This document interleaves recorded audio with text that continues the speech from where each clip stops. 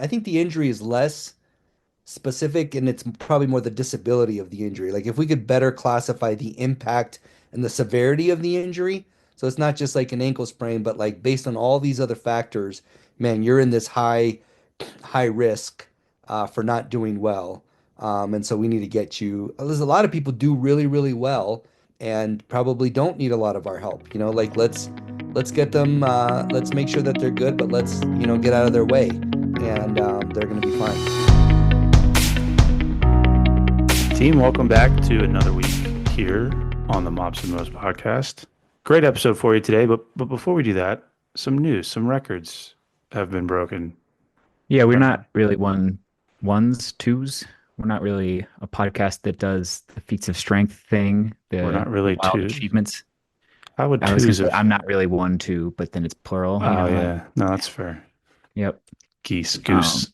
but right before coming on, I saw that the 5K, the indoor 5K world record went down, and it took me a second to process because 5K is in European units, and I don't speak European. I speak American, so I had to do the math in my head.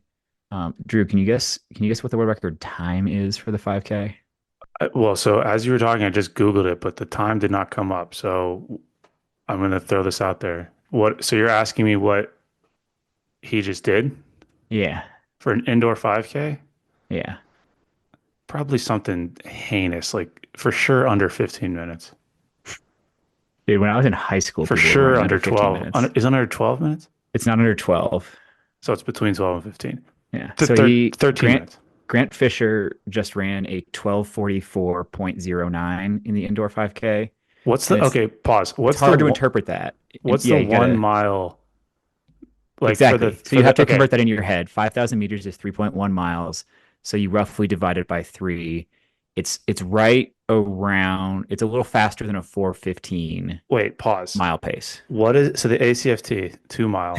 What is the slowest you can run to pass that, 22.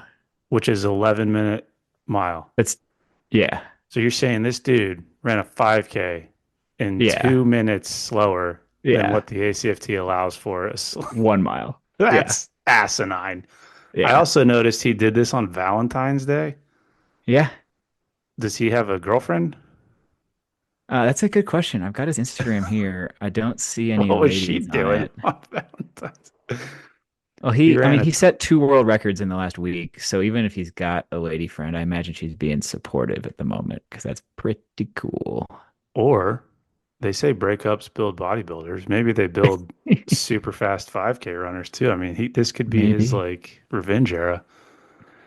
So anyway, that's cool. Man, that's fast. I wonder what he deadlifts. Probably not much looking at him. But Grant, well done. Friend of the podcast. Probably not. Doesn't know who we are. But let's get on to current events. So this week we are talking to. We are talking to Dan Rhon this week. He's been on my list to have on the podcast for a long time. We've exchanged emails periodically before, and to do the bio for him, I had to trim it way down. 39 pages. His Yeah, we have CV. his CV in front of us. Is 39 pages long. 39 So I'm just gonna pages. hit the wave tops of this thing, and the wave tops by themselves are pretty impressive. Not gonna lie. He has his bachelor's in applied health, his master's in physical therapy, and not one, not two, but three doctoral level degrees. One in physical therapy, one in orthopedic physical therapy, and a third one in physiotherapy. You can tell he's kind of into physical therapy. And those academic qualifications are a little bit ironic, given that, as you'll hear in our conversation here in a minute, he originally enlisted as an infantry marine because he didn't really think school was for him. He didn't think he Um, was good at school. yeah. So that led him to going through the Marine Corps infantry school, the Scout swimmers course, the Scout sniper course, SERE, the special purpose recon and surveillance course. So he has some military chops beyond just his medical qualifications. He can speak to the grunt experience a little bit, despite being a guy with three doctorates. He's done all the positions you might expect after that. So he finished his Marine time, came back in as a medical officer in the Army. He's been a hospital staff physical therapist. He's been a brigade combat team physical therapist while deployed to Iraq. He's been a research center director, a Usarium research fellow, and he's held various faculty and professor positions across a few universities and clinical settings, notably the Uniformed Services University Health Sciences and Duke University. He also lists 174 peer-reviewed publications, well over 100, I did not count them, national and international presentations, and $35 million in total research fundings for projects where he was the primary investigator.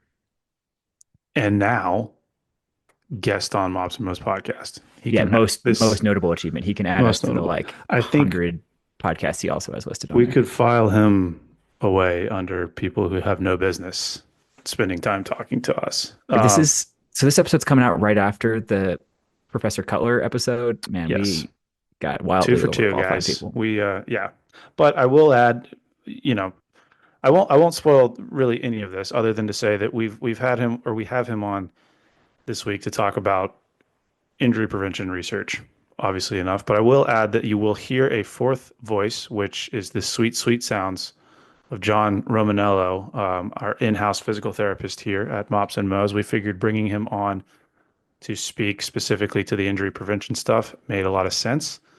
I will also add that due to his now, what, three appearances on the Mops and Mo's podcast, we have ordered him Mhm. a new microphone. So this will be the last time I think you hear John's poor audio. Next time he's on, he will sound much cleaner. But yeah, it was a fun sort of menage a trois discussion on injury prevention. Menage a Quatra? Well, there was three of us. Sure. And a Menage a guest. trois. We menage a trois. Dan Rhon. That's probably not right. I don't think We're that's right. getting way off track. This is We are. not where I thought this intro was going. No. Anyway, enjoy the episode.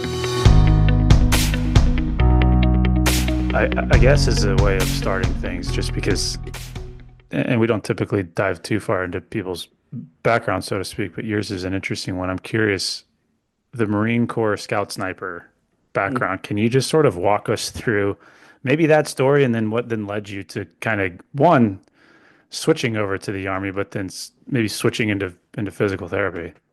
Yeah.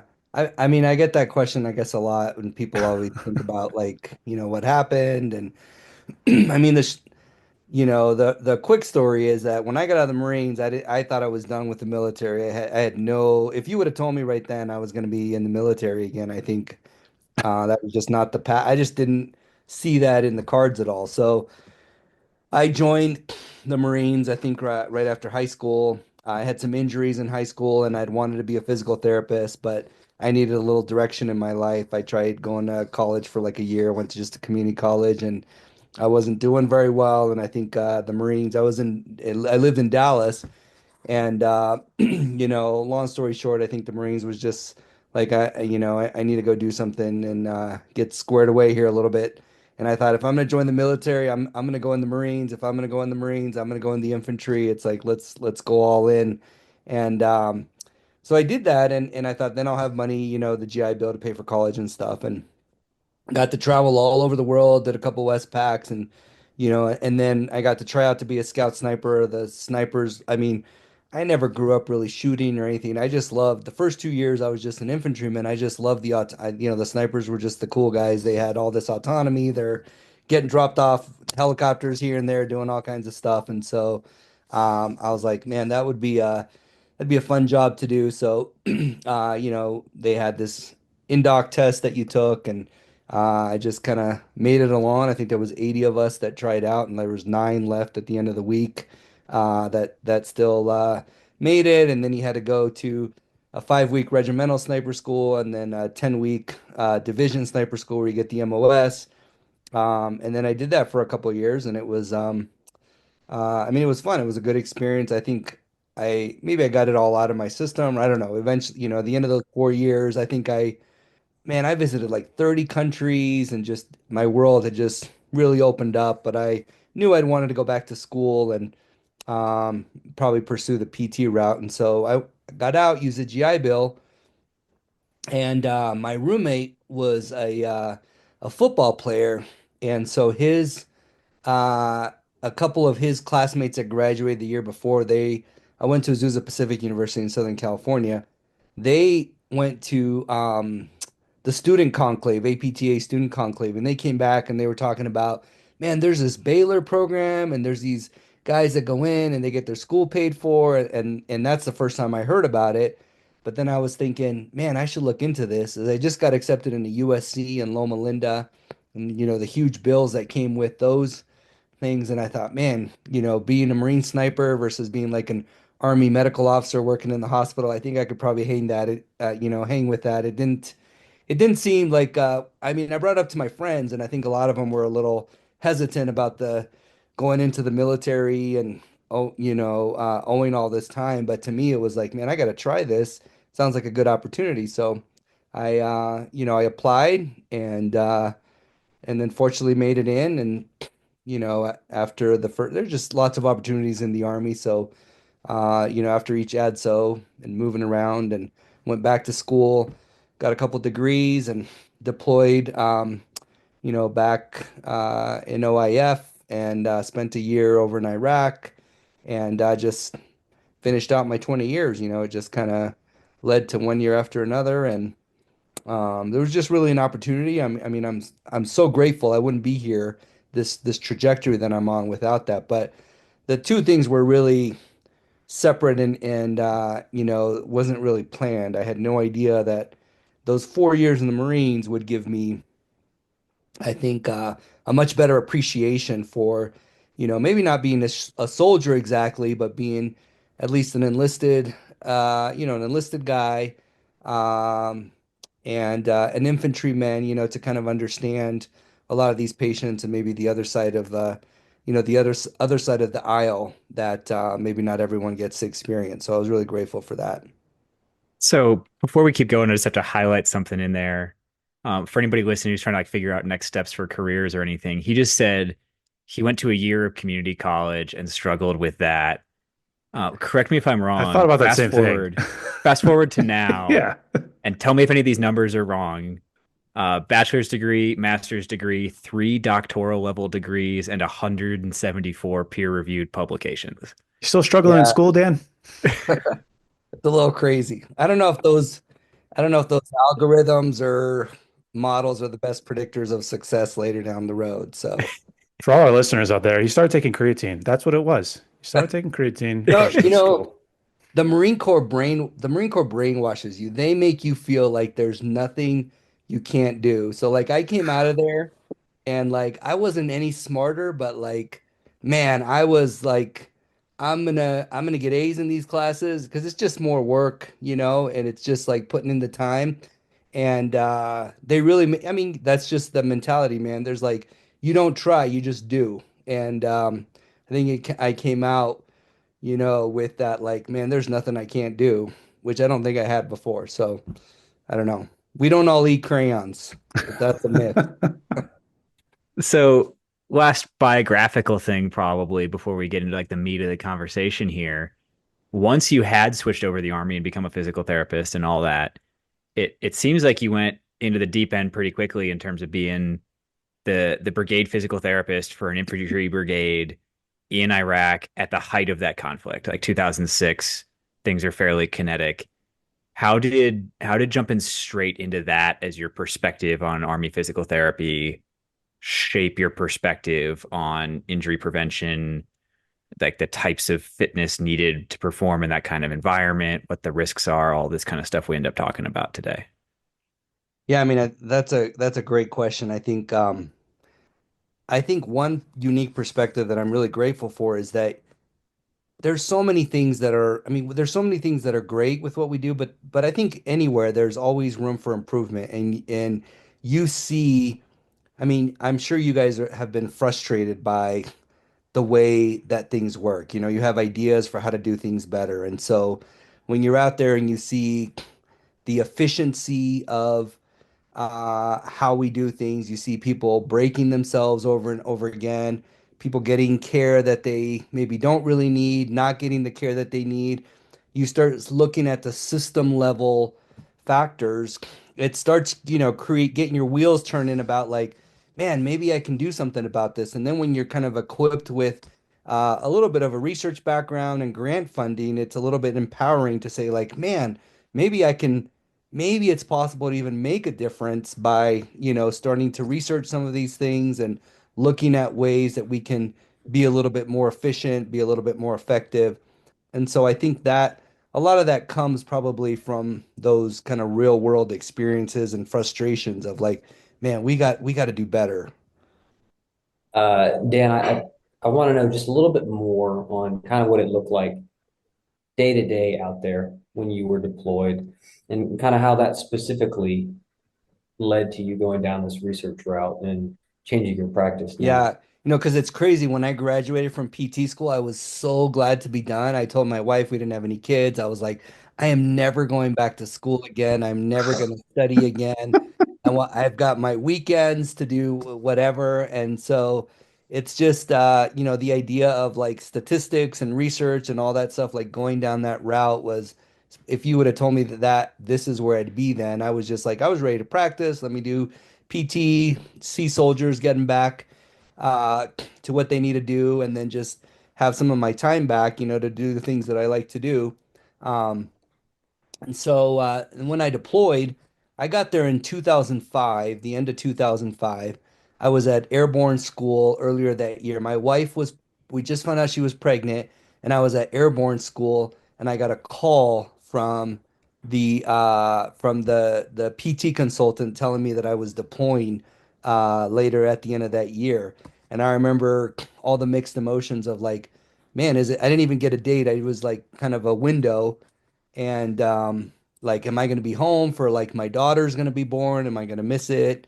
Fortunately I was able to be there before, but then it was all new, like nobody had really deployed. I was one of the first. They had just started putting us in the professional filler system, Profis, where we would get at I was at in El Paso at William Beaumont Army Medical Center. And so back then, nobody was assigned. Only the Rangers. The Rangers had assigned PTs, but all the brigades. I got assigned to fourth ID. We were just profis, so we would work at a hospital, and then you would get temporarily assigned to that unit during the deployment. So I had to fly out to Fort Hood at the time, Fort Cavazos, and do all my training there with them and then fly back to El Paso. And I remember all these, nobody really knew like what do you guys take? Like what does uh your list of gear and equipment look like? And I remember just all that went into figuring that out. And we were kind of building the plane as we were flying it.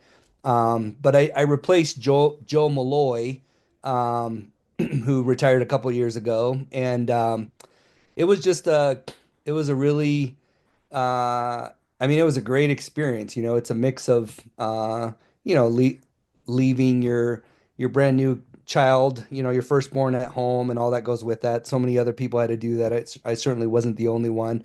But then going to fill these new shoes in this new environment. And man, I was just busy, but trying to do everything you can, to make yourself valuable. You got a small little clinic there. Um, and it's part of it is it's frustrating too. You've got soldiers that are coming and going and going out on patrols all the time. And like I always use this analogy, like someone comes in and they're hitting their hand with a hammer and it's like, doc, it hurts. What do I do? Obviously stop hitting your hand with a hammer, but they're wearing all their gear, going out and do stuff. Like you can only say, don't go out on patrol, don't wear all your stuff. Like you can't say that every day. Like these guys have to do this. So some of the things that would probably alleviate, their symptoms and their back pain, their shoulder pain, you have to figure out how to get creative. And every time you take somebody off the line, then a squad goes out on patrol, with one less guy or there's just safety issues with that. So all the complexities of delivering care or trying to support the mission. And, I was available 24/7. I mean, these guys are going out all the time. So I was like, man, if you need me, just come knock on my door. I'm like, I mean, I'm here for a year. What am I going to do? I've got nowhere to go, So like make yourself available to everybody all the time. Um, and just kind of, figure things out as you go. And so it was a small ahead of November 9, as they were called back then, a PT Tech. And I flew around. My brigade was split across three different FOBs, so I would fly around and see some of the patients and soldiers at different places and try to make a difference. Sometimes you feel like you're not making very much of a dent, but um, it was yeah, I don't know if that answers your question, but it was we're all there trying to make the most of it. I was like the busiest out of two physicians assistants, the dentist and the psychologist, and then myself. So seven, licensed healthcare providers. I saw 43% of all of the patients that came into the entire clinic for all the reasons, dental and everything, for that whole year. So I was very, very busy. Well, I think this kind of transitions back from your experience in OIF, kind of over the past 20 years, how we kind of want to address the term injury prevention. What does that mean to you, and how has it changed over the past 20 years since your time during OIF? I don't know if I don't know if it's changed much. I just think it's a very complex term that people throw out there because and here's why I say that. A senior leader, that just wants or really any military leader, they just want to get the mission done. They want everybody to be healthy. Or in their mind, they're seeing all these soldiers that are injured, and it's like, can we just prevent the injuries? Why does this have to happen? And it comes across as if it's like a somewhat simple answer, like, well, they're getting injured, let's just stop them getting from getting injured. But the reality is that the problem is just a lot more complex because first of all, the term injury is just really, really broad. And so preventing an ankle sprain can look very, very different than, preventing, rotator cuff related shoulder pain or a shoulder sprain or whatever. It's very different. So when we say these terms, injury prevention, but it's like, what types of injuries are you trying to prevent? Like, your approach to preventing injuries is going to be extremely broad. And if you don't define the type of injuries, you're just like, let's just prevent all injuries. Now it seems like you have an almost impossible task to do with just one or even two or three approaches, And so we don't do very well at measuring what we do, so we don't really know what works and what doesn't work. And so we throw these buzzwords out when we're briefing commanders because that's what they want to hear. It briefs really well on PowerPoints, injury prevention, human performance optimization, but we don't really know if what we're doing is working or if it's effective. And so I think that's just probably one of the challenges in being effective at what we're doing is that we don't really know what we're measuring. We're using different terminology. I don't even know if we want to prevent all injuries. I mean, I've got kids. They get, if anyone has kids, even small ones, like they fall, I mean, it's just part of life is just getting injured. If you look at professional athletes, so many of them are working through a pain or working through an injury. Very few are 100% healthy, but they're at the point where they can go in and operate and function at high levels. So I think we need to figure out like, well, for example, this just shows the complexity. Measuring the severity of an injury or the disability that comes from an injury is probably a lot more important. Do I really want to stop? Some people sprain their ankles. It's a minor ankle sprain, and then they're totally fine. Or maybe they're not, maybe they're 95% fine, but it doesn't really impact most of what they need to do. Somebody else might have a fracture that leads to all kinds of complications, and that becomes a much more severe injury. Two people can have the same identical injury, and then one person has a lot of disability that is associated with that injury. And for some reason, you've probably seen this in the clinic. It's like the two identical injuries, but this person recovers really, really quickly, and then this other person seems to not, recover well at all. And so maybe it's more valuable to predict the disability and severity of injuries than just, we dichotomize them into just injured or not injured, and we need to focus on preventing the more serious ones, the ones that cause disability. Anyways, those are just some examples of the nuances with just using the term injury prevention and why it's challenging. And I think we need to be a little bit more precise with our approaches and our language. I want to jump in briefly for the audience's sake. I think both Dan and John are all over this, but I'll do like a short version of explaining the scope of this problem to people listening. It seems like the term injury is simple. Dan broke out different categorizations of like severity or type or extremity, things like that. But even if we don't break out those categories, it's so much harder to define injury than people realize for like a realistic research protocol. Sports make it a little bit simpler. Like, is it an injury if they seek care, or is it an injury if they miss play time, or is it an injury if they miss practice time? Once you get into the military setting, that becomes almost impossible because, yes, you can track whether they're on profile or off profile, but you don't know whether they're still doing some of their job, all of their job, none of their job, deployable, non deployable. Tons of people have injuries that never report them, never seek care, never get a profile. It's just a much hairier problem to even define the term in the first place. And one of the, I guess, slightly subtle, but not that subtle issues is that if two studies define the term just slightly differently, you can't really compare the results of those two studies and say one thing works better than the other, or one thing doesn't, one thing does, because you're looking at different things. And I think a lot of people looking at this problem might think it's simple to say, this is what an injury is. This is how we measure. Are there fewer of them? Are there more of them? And it's just not even close to Yeah, that simple. exactly. Not just the outcomes, but the predictors. So we're trying to compare studies to aggregate the knowledge that we've captured over the last 30 years. And it's almost impossible to do because let's say we want to look at, you know, push-ups or jump or some sort of physical activity. Well, all the studies might perform it a little bit different. And so now I can't really compare, you're doing a 300 meter shuttle run. Another group is, or other countries that we have data from too that might do a 1.5 mile run. Someone else does a run with, a Kevlar or whatever it is. There's just so then, and then the predictor is just maybe runtime, or the amount of push-ups that they do.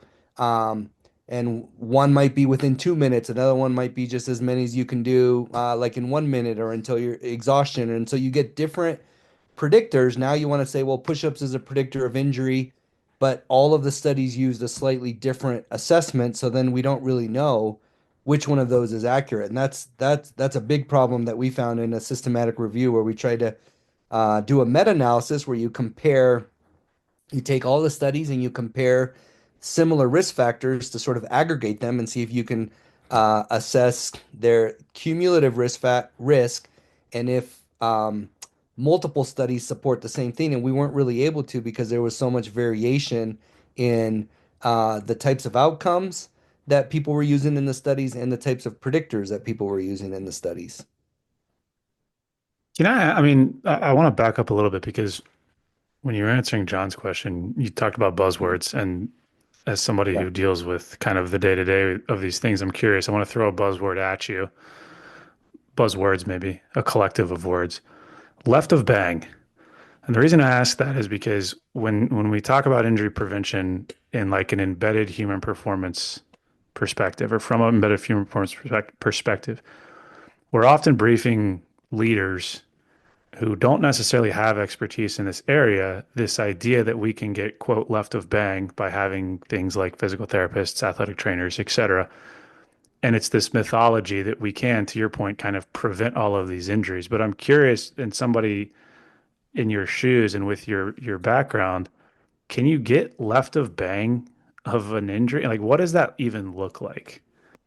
I think it's very, very challenging because again, so I went to the IOC, the International Olympic Committee injury prevention meeting last year. So here you've got like it was in Europe, you've got like some of the smartest people in injury prevention that um, work with, all kinds of sports teams.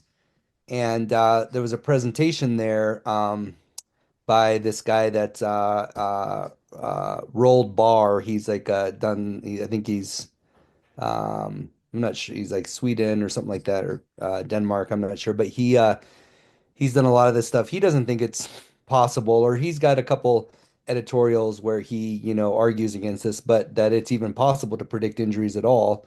Hmm. Um, but he was saying he had this other presentation where he said, we have evidence that we can predict 50% of injuries, but they're very specific injuries. Like I think in handball players, you can prevent ankle sprains, like clinical trials that have shown that you can actually prevent this. When they do proprioceptive exercise on this wobble board, ACL tears, I think in soccer players with a warm up.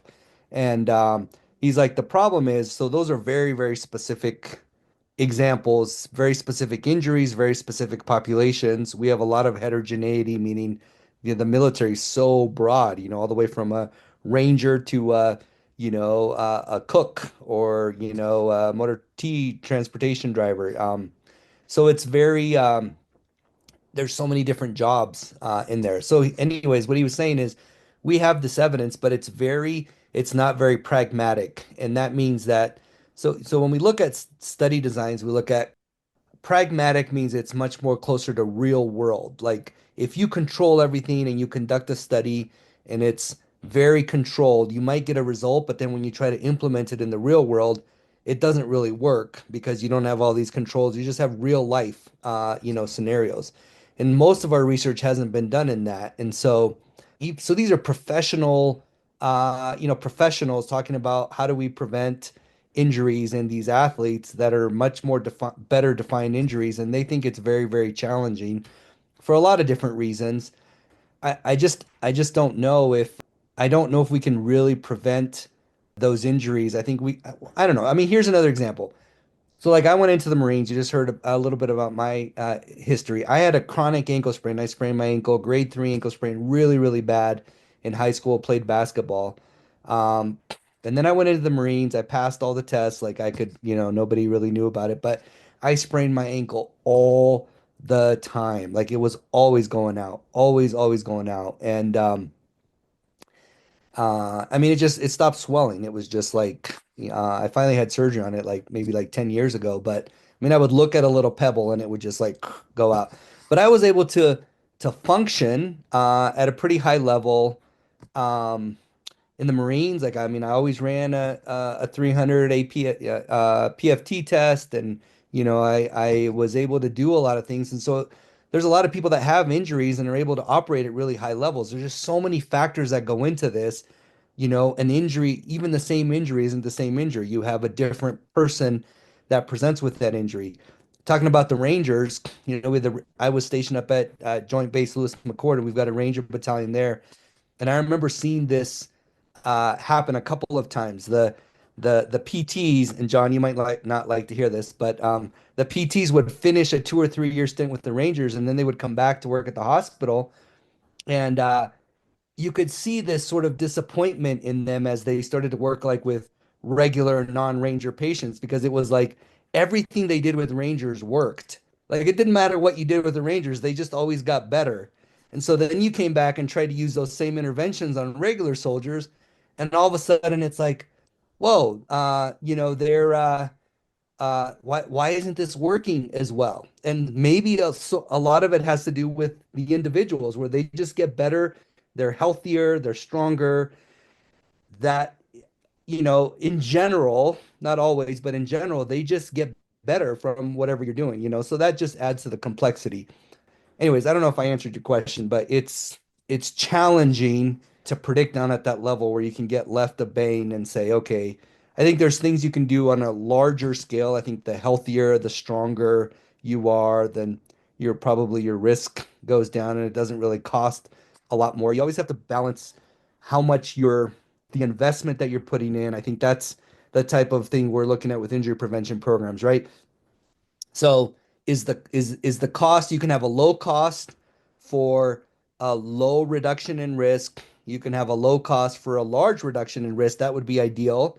You can have a low cost with no change, or you can have a high cost in, like all these resources that you're putting into something, and you could have a really small change or no change. We don't really know that. And so you I'm interested in looking at least at that cost benefit ratio. Like how can we what are the resources that we can put into something to get the most bang for the buck? Maybe it isn't individualized if it's really easy and cheap to, implement, but it reduces, gets everybody a little bit healthier. I think the things that are hard are things that cost a lot of money, and then you don't really know if it's even making much of a change. I think that's hard to Mhm. justify those types of resources. I'll hold Drew off for a second. I think he wants to ask you something about force plates related to injury prevention stuff. But before we go down that rabbit hole, I do want to ask, and not to give away some of what we're about to discuss, because I think we're about to go down the how much do we really know about what works, and we might shed some doubt on some things.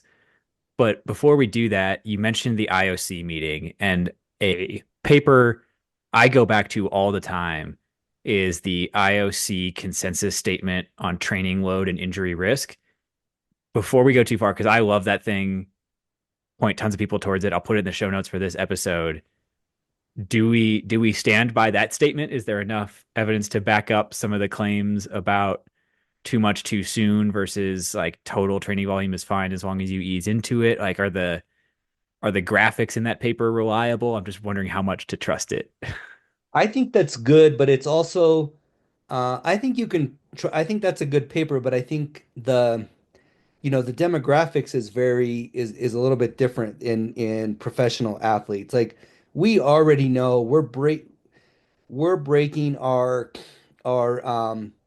the attrition due to specifically like stress fractures in our trainees and how many people we have to early attrition that can't complete their initial enlistment because, and that's clearly a high load, or too much of a load. I don't if it's either too, too high, too much, too soon, but I don't know how to get around that. I don't know how to change policy to address that. It's like they already don't have to pass their PT test when they graduate, right? You have to get close enough to pass it, and I think those are good rules. I think that comes down to the pragmatic implementation of this. Can you let's say that we adopt that, or we say that we're going to adopt it. We're like, hey, this is good. Let's do it. Can we realistically implement that across the board at all different levels and create something that still meets the mission? Do we need to lengthen training times and that costs a lot of money? So do we need to add an extra month so that the load could be progressed a little bit more gradually? There's all these sort of practical questions. So anyways, to answer your question, I think there's value in that. I don't know if it works exactly in our setting, but I wouldn't throw that out. I just think about, man, like how do we implement something like that across the board that everybody would buy off on? I mean, Alex kind of stole my thunder here, but you were talking about injury prevention, and I have to ask, maybe somewhat cynically, because you're talking about spending, do you spend a lot on resources? Do you spend a little bit on resources when it comes to, if just say hypothetically you put, I don't know, a couple thousand soldiers on a force plate, can you predict injuries or like what are we doing? And follow-on question, how would you do it? Oh man.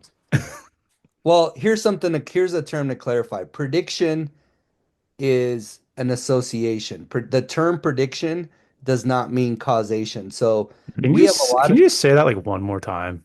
yeah. Because people will hear that and they'll come back to us and be like, yeah, but, and it's like, no, no, like that's just, one Yeah, more time. prediction sounds like, oh, that's a predictor. Like that tells me if something's going to happen.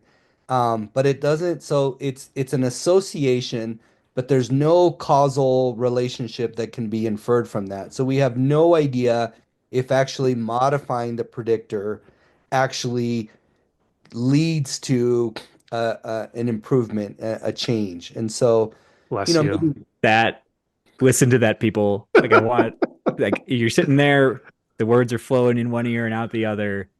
But to reiterate what he said very, very directly, there's an association between the thing that predicts it and the outcome we're worried about.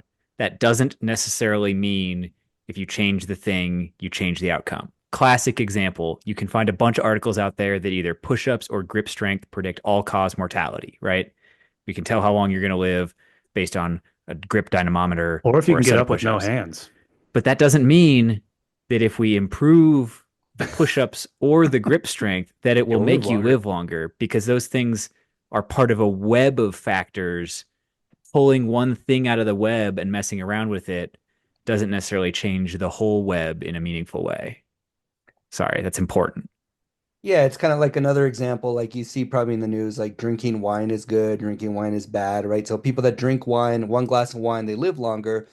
So then you think, well, the wine is what causes me to live longer. I should drink more wine. But those studies are the challenge with those studies is that probably the people that drink a glass of wine are probably in a different socioeconomic status. They're maybe a little bit wealthier. So there's these other factors that represents that go beyond just drinking the wine, but that's what they measured.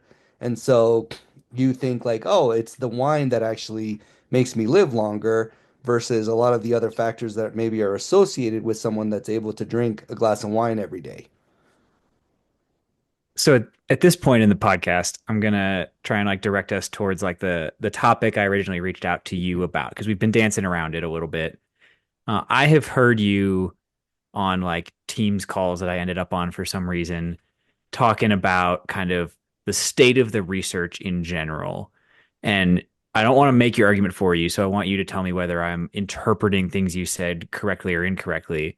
But it sounded like you were saying that like decades of research and millions of dollars put into that research hasn't necessarily gotten us any closer to answering the questions we really want answers to. Is that a correct interpretation of what you said, and why is that the case?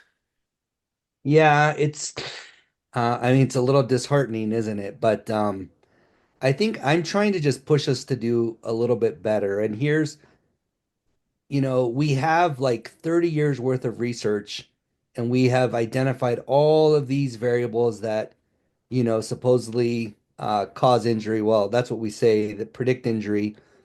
But the quality of the research, and I mean, I've been doing research for 15, 20 years. I will say even some of my earlier papers aren't really that high quality. Like I think you learn and you kind of progress, you're excited to get a publication, but we really need to start shifting towards to high quality research because there's lots of bias out there. And so when you look at the large body of literature that we have, specifically for the military, we did a big systematic review on this.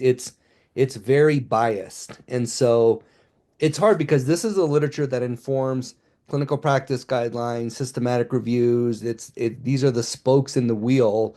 When I give this talk, I show like here's the guidance that we have, and these spokes are pretty flimsy. We don't there's a lot of bias in the types of analysis, the statistical analyses that have been done that haven't adjusted for proper factors to really help us understand things. So I'm not very confident in, the fact that we haven't really changed anything. Like our injury rates are pretty much they haven't really improved in the last 30 years, despite all the research that we've done, all the things that we've done. It has rarely moved barely moved the needle. So we need to do some of those studies are a little bit easier. When you do retrospective studies, you do studies based on a lot of the studies that we have are based on like medical records, ICD codes, and everything. It's a retrospective study. So you do this regression model where you look at data and you follow someone for a year and you're like, okay, what are the variables that were most likely associated with injury? The results from that are could be very, very different than a prospective study where you actually measure some of these things and follow someone through time to see if they get injured. And there's been a couple papers written about the dangers of that and why that's biased, but a lot of our research is related to that. So I think my call with my focus has been, like we need to improve the quality of our research so that we can actually change the decisions. Like we just don't have enough to really guide any decisions. Like we can't really inform and make a stance, come up with a consensus that says like this is what we need to do. Because when we go back to the research and we try to combine papers, There's conflicting evidence. There's a lot of bias, and so it's hard to really know like what do we do? So one of the things that we did is try to come up with a consensus of like what are the things that everybody should be collecting when they're conducting research on in injuries, and we created this checklist that had like when you're reporting, can we all define injuries the same way? Can we all define these predictors the same way? If everybody starts doing that the same way and following this checklist, then maybe in the future we'll be able to aggregate and combine these studies and know a lot more than we do. So Is the we you're referring to in that situation like military? And is it military physical therapy specific? Like who's the we in this it's really conversation? just injury. I mean, this paper's been in review, but this we went through this Delphi process, and it's really people from all over the world. Really, all the countries that produce research were invited to this. So it's not just PTs. It's I mean, from the U.S. we had NHRC, Usarium. We had the Army Public Health Center. The folks that do a lot of the armed forces surveillance, all of these people were invited and all provided their input. Getting consensus is challenging when you have so many people and everybody, has different opinions. And so this took like 4 or 5 meetings where we kept voting. We followed a process to hear everybody out and try to whittle it down to. We tried to invite everybody to the table um, that has published and is involved in musculoskeletal injury research in the military because we wanted this to be really broad, comprehensive, and if you don't do that, then people start saying, well, I was never really asked, my opinion, so I'm just going to do things my way, or they might have good reasons too to change things a little bit. So we try to bring everybody to the table. And that's not the answer to everything, but I think that's a start. Like, let's get on the same page, let's define things the same way, and start improving our methodology, like what we're measuring, how we're measuring it. I mean, I ask people at H2F units, like, I mean, I have colleagues out there working. I'm always asking, like, how are you measuring success of what you're doing? Like, what's your metric? And I still haven't got a good answer. ACFT scores. Just ACFT scores. Yeah, that's the answer. People who are wondering what the answer to the question Dan just asked was, stand by. He said he'll come on eventually. We got to get Andrew Thompson through a couple Yeah, projects and through his Andrew, probation, but he he is the one that knows. will come answer that question. Okay, good. He's the Yoda hiding up in the rocks somewhere with the answer. Because right I now knew it's just ACFT scores. I knew somebody had the answer.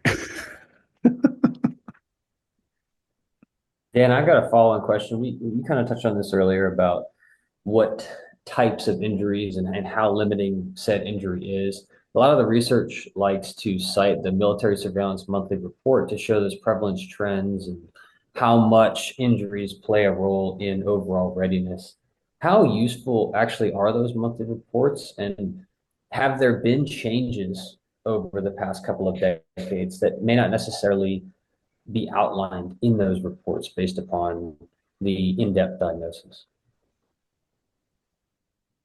I don't think we have data to show that there's been substantial changes because there's a lot of other things to measure. Like a lot of times we use time, but that could be biased, right? So it's like let's measure profile days last year versus this year, but there's different people come and go.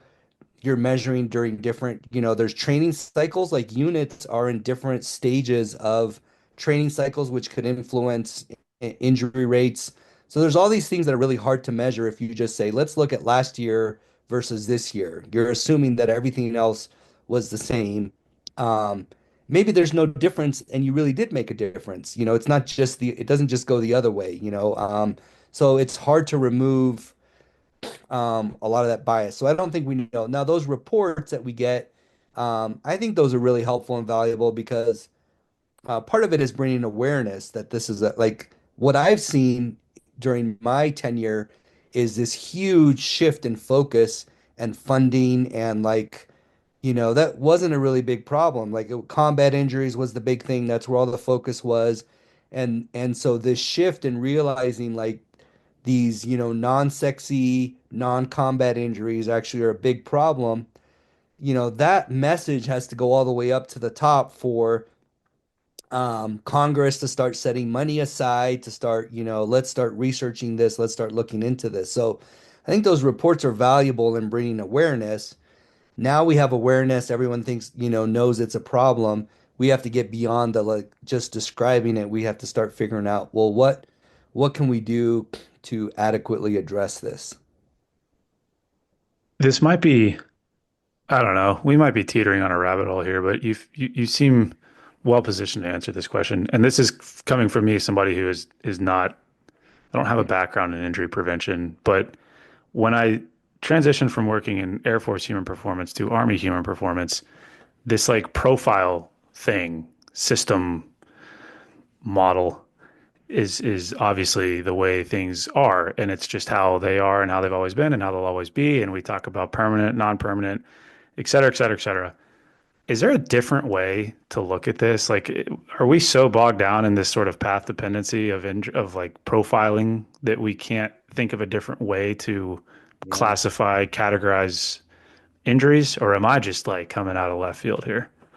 No, I think it's just that's well, we always measure that because that's what goes on all the reports. Whenever someone's briefing someone, like whether you're deployable or not, depends if you're on profile or not. So the metric that matters to commanders and that, readiness, right? Readiness is Hmm. everything. And so that's a metric of readiness. And so it's not the best metric because it doesn't necessarily mean you're ready. Just because you're not on profile doesn't mean there's optimization, which is a whole nother thing, right? And like, how do we define that?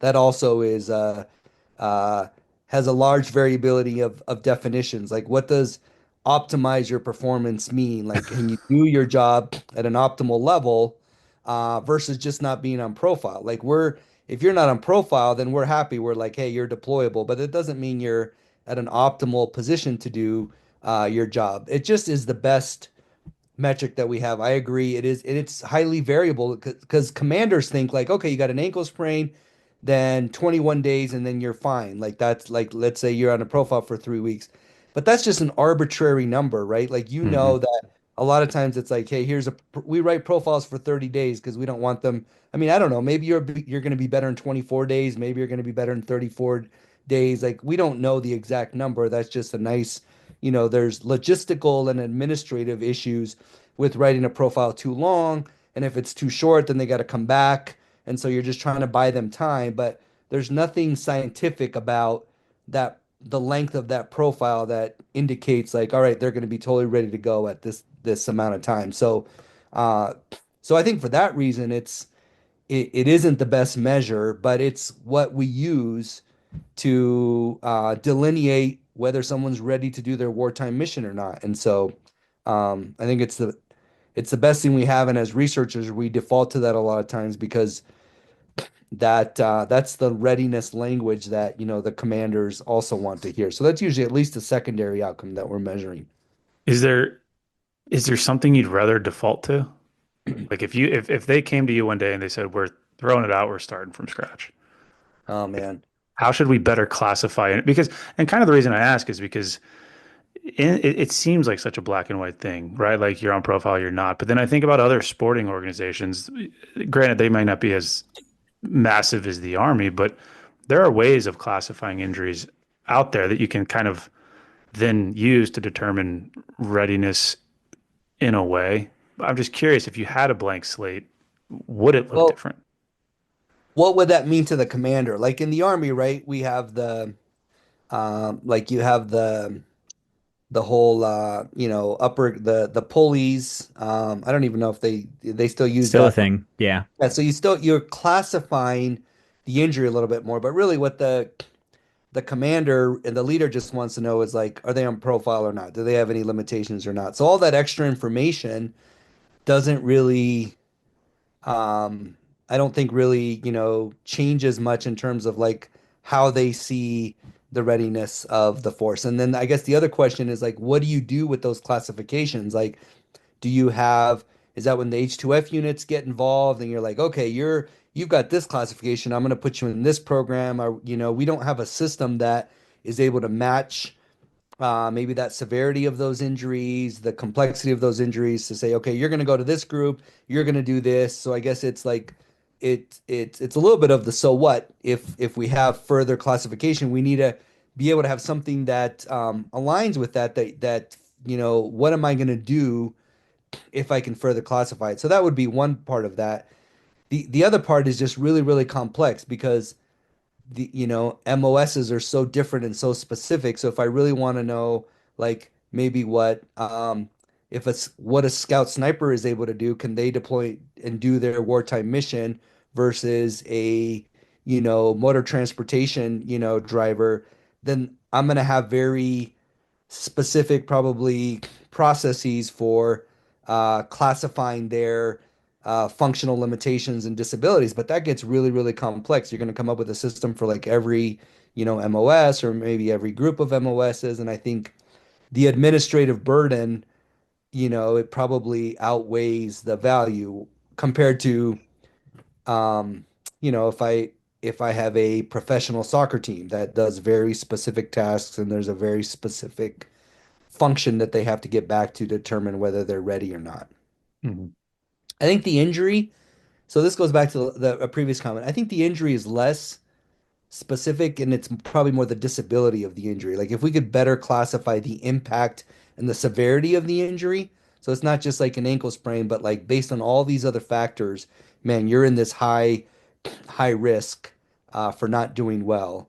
And so we need to get you. There's a lot of people do really, really well, and probably don't need a lot of our help. Like let's get them. Let's make sure that they're good, but let's get out of their way, and they're going to be fine. And there's a topic there that we don't have time for, I think, unfortunately, which Drew and I have had this conversation with a bunch of people on the podcast, with leaders, with practitioners, but people want soldiers and service members to behave like machines where there's like a broken part and you swap out that part and they start to perform the way they were supposed to. And it's just not the case. Like you've already identified here the same injury on two different people, totally different prognosis, totally different outcome. And that's just not something I think our systems are designed around. I think our systems are designed for this injury takes you out for this many days, needs this treatment, this works, this doesn't work. And it's just humans are way more complicated than that. Yeah. Um, Acknowledging that that would be a whole other podcast episode as you talk about the profiling system and the surveillance data and things like that, it gets me curious about kind of why we collect what we collect and how well it works.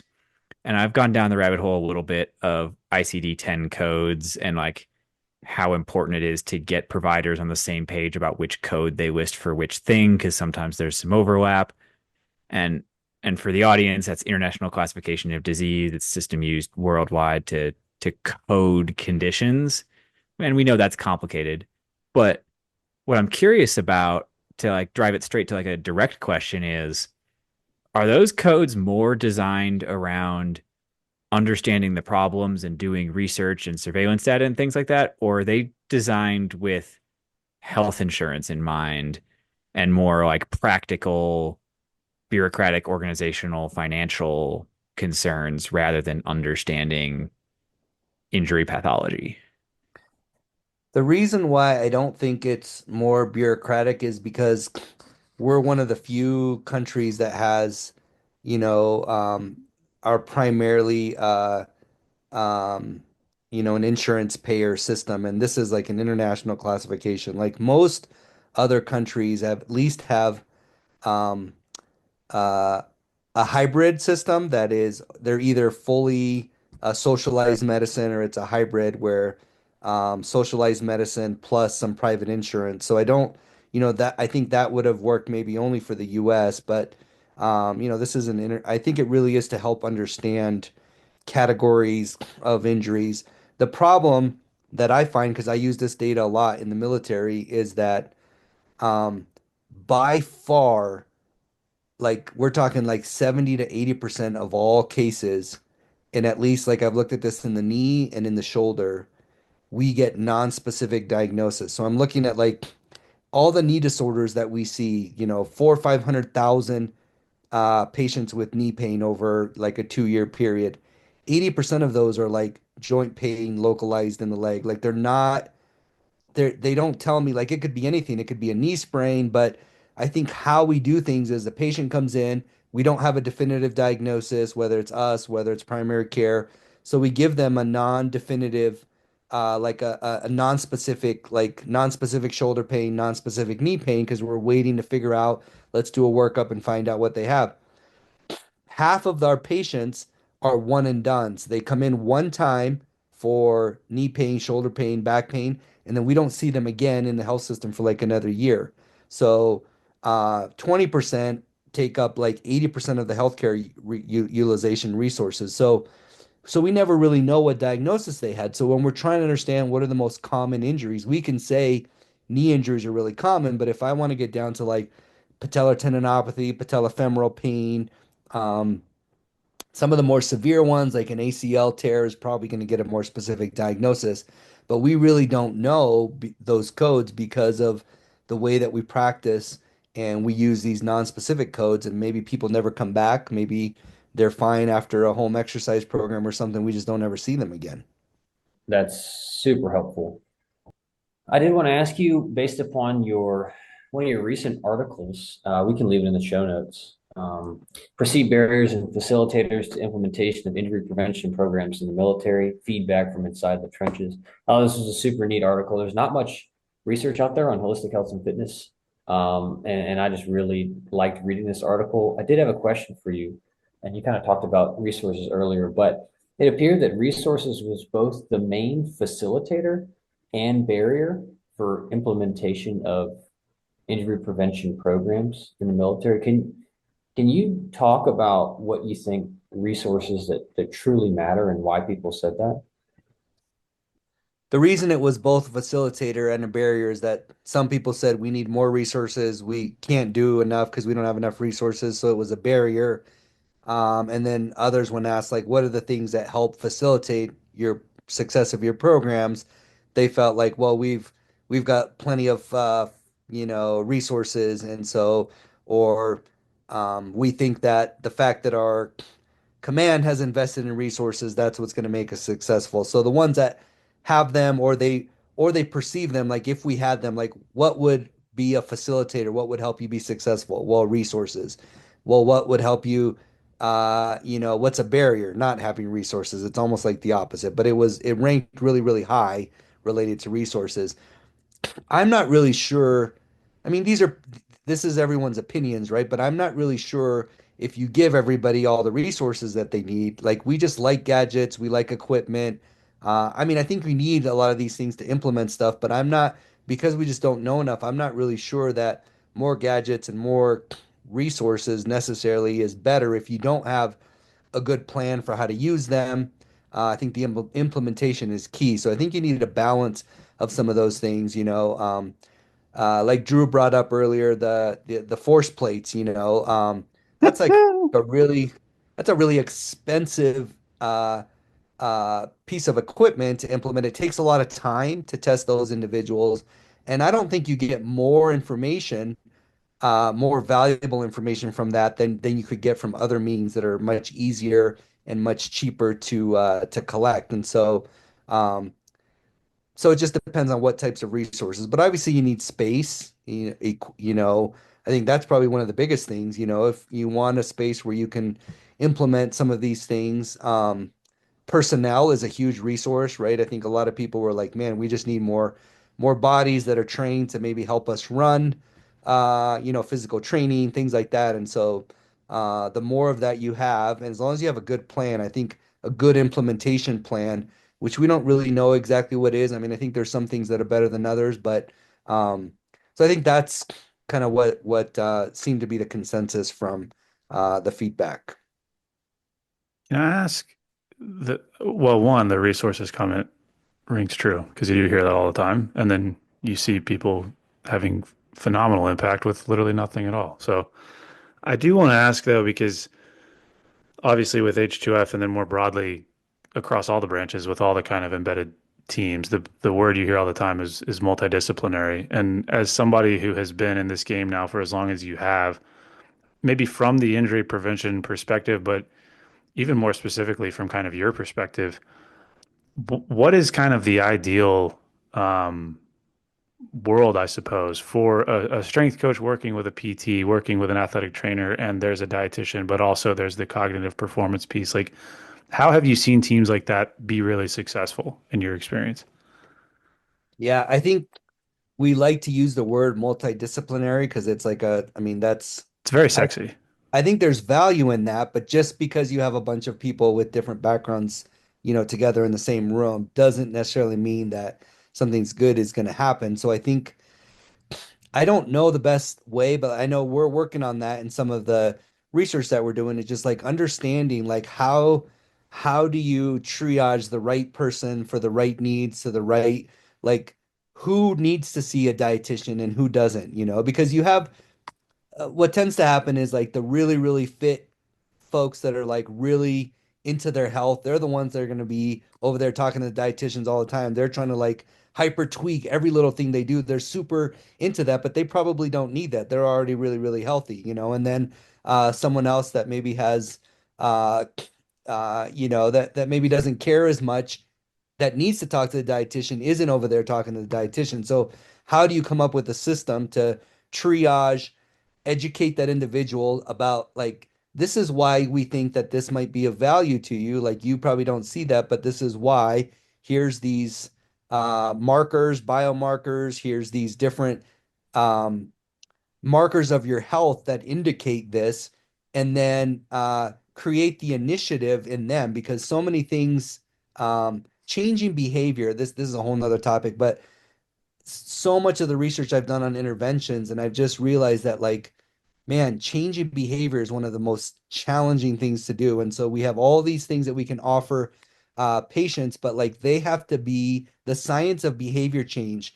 Education alone doesn't change. Like people that smoke, I don't think anybody doesn't know that it's bad for them. Like people do things there's all kinds of science behind why people do things. And so how do you change the behavior? Like we're using health coaches with motivational interviewing to try to get the patient to understand things better. Can we get them then to want to invest, the ones that want to, a little bit more in their health?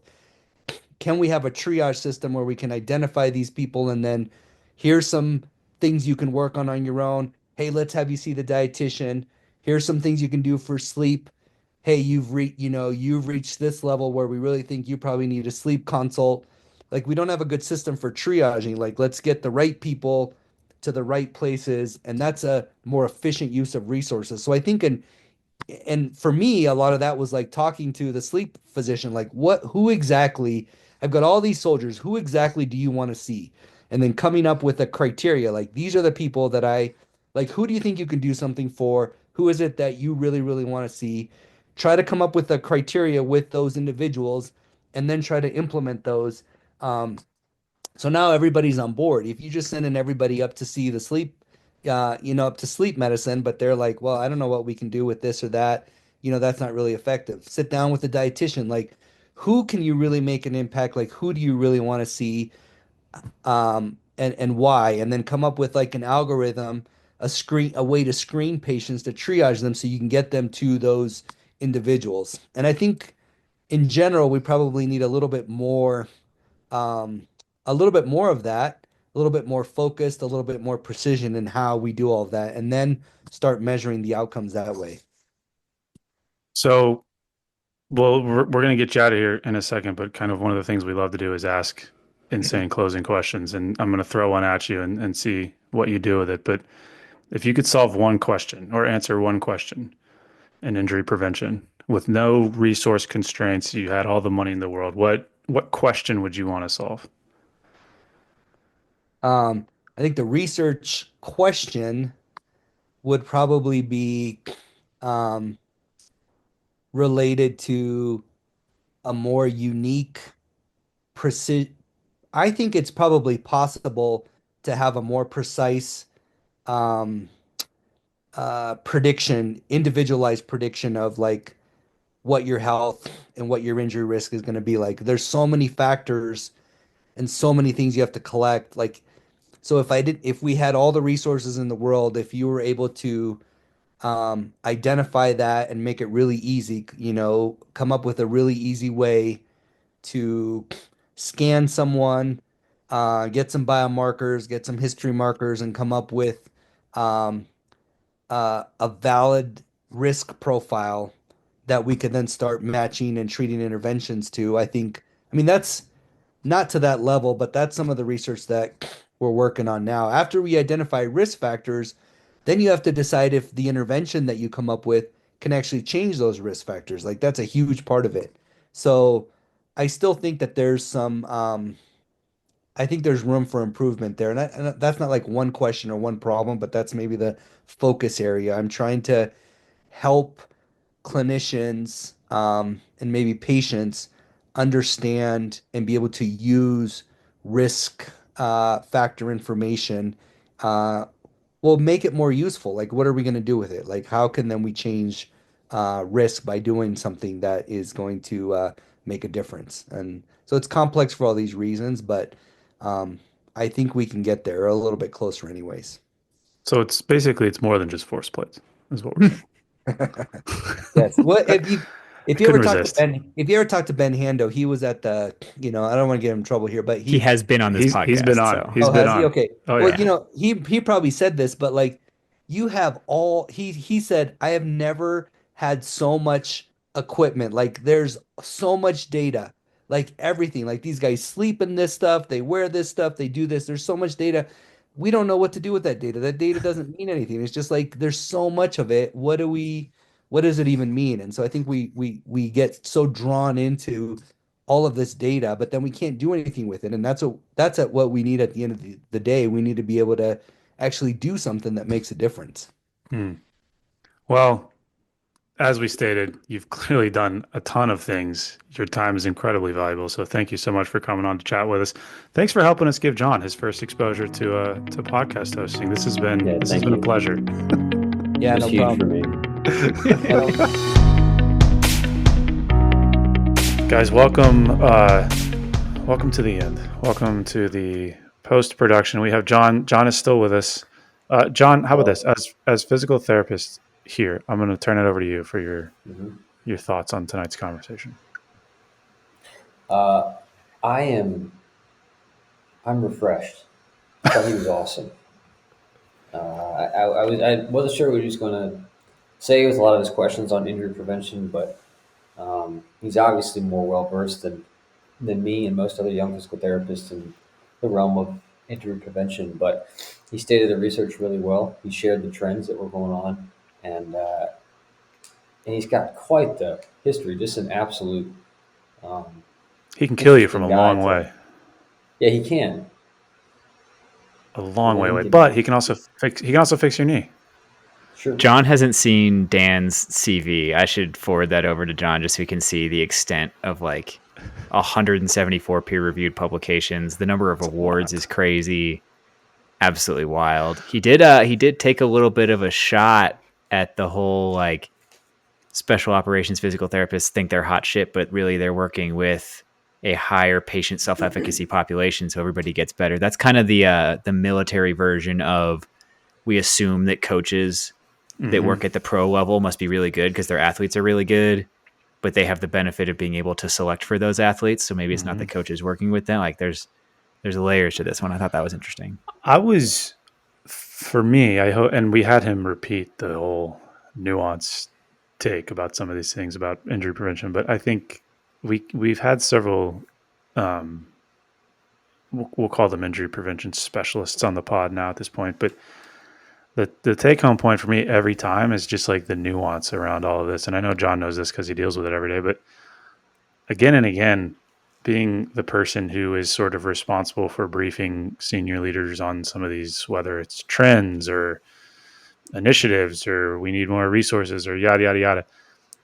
It seems like injuries and injury prevention more largely just gets distilled down into this black and white, yes, no, on profile, off profile. Like just tell me those numbers. I don't really care about the nuance. There's not enough time.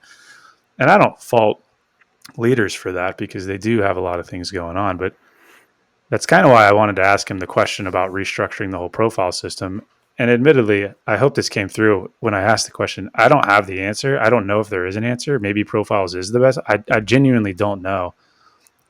I just know that H2F and I think all of these embedded programs have just basically been mapped onto pre-existing paradigms for understanding injury in the military. And I'm just curious as we broadcast these episodes out to injury prevention specialists, if there's space, appetite, need, whatever, for a conversation around like, man, if we really did start from scratch, what would it look like? Like if you had to go back to the drawing board, what would it look like? How would we have those conversations? Would it be different? I liked his point about, and I'm going to butcher this quoting him, but like you can have the same injury, but the sort of the severity of the disability associated with that injury can be different. And right now, the system that we have in place can't capture that. Like it has to be a nuanced conversation, which then back to my original point, we just don't have time for. So I'm kind of rambling here, but that was one of my takeaways because I think it's super interesting, and I'd be curious to hear from like guys at his level what that might look like if it could be done differently.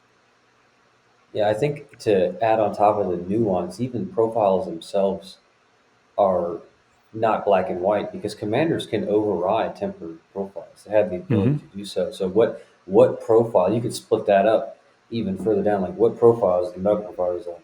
You absolutely are non-deployable from a medical sense. But they might be on a temporary profile versus the ones that, hey, they maybe at 70, 80%, they could deploy. They could fill a role that might not necessarily be on the line, but rather behind the desk, behind a computer, something like that, to still support the overall mission. It certainly is very nuanced. I think what I wanted to learn more about, though, we ran out of time, but the maintenance of the same amount of injury rates, how much of that is because we have better access to care, because there's more providers? There's a significant increase in the different type of providers as well, being the athletic trainers. What does that mean for injuries? Like, are we going from the traditional model where it took 28 days from seeing your PCM to get into physical therapy versus now with H2F, you can get anywhere from 1 to 7 days? So I kind of I wanted to know a little bit more. And if we have another injury prevention guru on the podcast, I'd really like to know what are different metrics that we can analyze that may not necessarily fully answer the question, but can help guide us in the right direction. Before we let people run off with an idea, I want to clarify something. And John, you can tell me whether I get this right or wrong. You said commanders can override profiles, and I want to make sure we get the wording right here. And correct me if I'm wrong. Commanders can make deployability determinations regardless of a profile. A profile is not an optional thing, though. If a commander wants to like change the guidelines on the profile, that's going back, and a commander has to reconcile with the medical provider who wrote the profile. Because there's a lot of people out there who think that like the commander can just say no, screw that to a profile. The commander can do that for deployability, but that's not the case for the profile as a whole. Yeah, I apologize. That is correct. Okay, cool. John's over here dealing with commanders just being like, nah, he's not on profile anymore. There's a lot of people running around the Army who think that a profile is a recommendation that a commander can just do whatever they want with. They're more like guidelines anyway. I watched Pirates of the Caribbean the other day, so we should probably wrap this up. They definitely do have the capability of making them deployable, which is a lot of power to wield. Yeah, deployability is in the commander's hands, not the medical provider's hands. Yep. We've already gone long. I don't want to go too long on this one, but the thought that was like bouncing around in my head as we wrapped up on that one is for Dan's answer to the question he would answer. I think if there was some kind of like mystical paper out there that answered that question completely, I think if we looked at like recovery prognosis, individual injury risk, individual, like how long is it going to take you to get healthy again? What kinds of injuries? I think all the fitness stuff we end up focusing on would be a smaller percentage of that than what people might think or hope, just because humans are not machines and lots of other factors play in. I would be super curious to see, and like obviously this isn't something you could come up with good numbers on, but like what percentage of that answer is psychological? What percentage of that answer is your metabolic health? What percentage of that answer is your stress level? You know what we should do? There's our, and you can cut this out after, but like we should have a roundtable with a SME from each one of these and just throw the question. It'd be a 1-question podcast.